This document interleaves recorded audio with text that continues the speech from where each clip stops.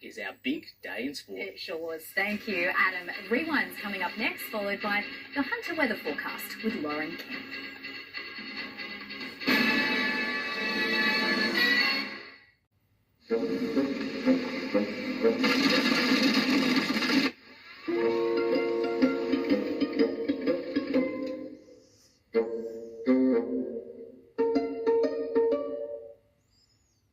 Proudly brought to you by Port Waratah Coal Services. Supporting local, employing local. It's who we are. Now to our weekly Rewind series. Tonight we take you back to July 1974 when a big change came in for motorists Australia-wide.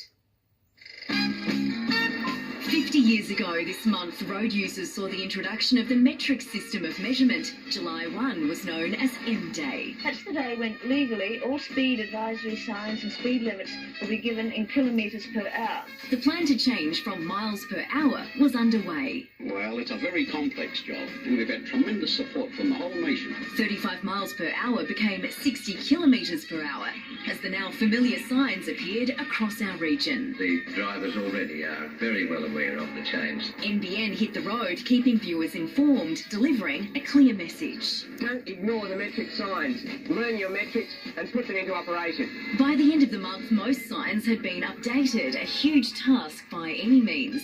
New numbers for those travelling north, converted by just a man and his ute with a ladder and a drill.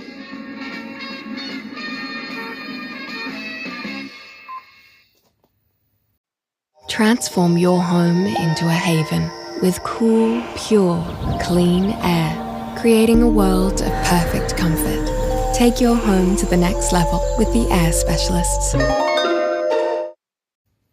Taking a look at the weather, strong winds finally died down this afternoon as that powerful low began to move offshore.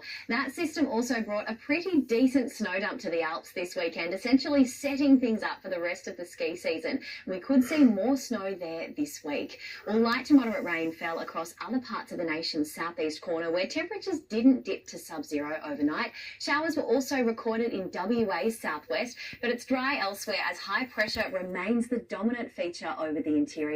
And because of that, it's clear skies for most of the nation. We were treated to a beautiful blue sky day in our patch today. Clouds largely remaining offshore, but this is set to change ahead of next weekend. A large high is pushing out the last low, which should lead to fairly dry and stable conditions across New South Wales to start the new week, but it will still be quite chilly overnight.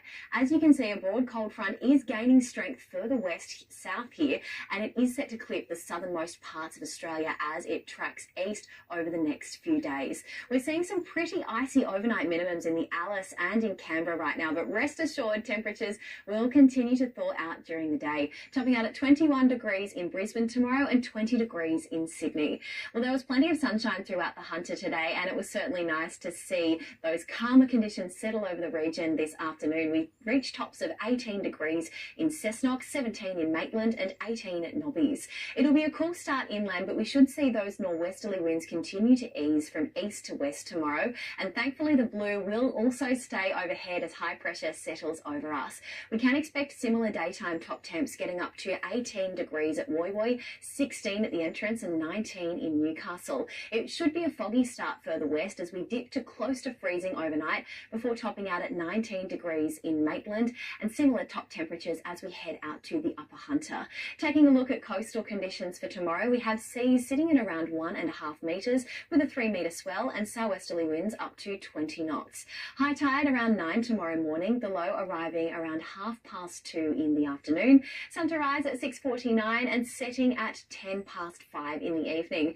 Some welcome winter sunshine kick-starting the new week in Newcastle. Overnight temperatures close to freezing over the next few days, but it'll be worth it by lunchtime as we get right up into the low 20s. Clouds moving in ahead of next weekend, producing some light rain. A little more cloud affected in Scone for the next 7, but it should remain dry until later in the week. The cold front bringing the odd shower or two with it by around Friday, Saturday, but the cover will certainly warm things up a little bit after dark. And it's single-digit starts in Gosford through to Friday this week, low 20s during the day, a shower or two possible early next weekend, but that's set to be relatively short-lived with better conditions returning after that.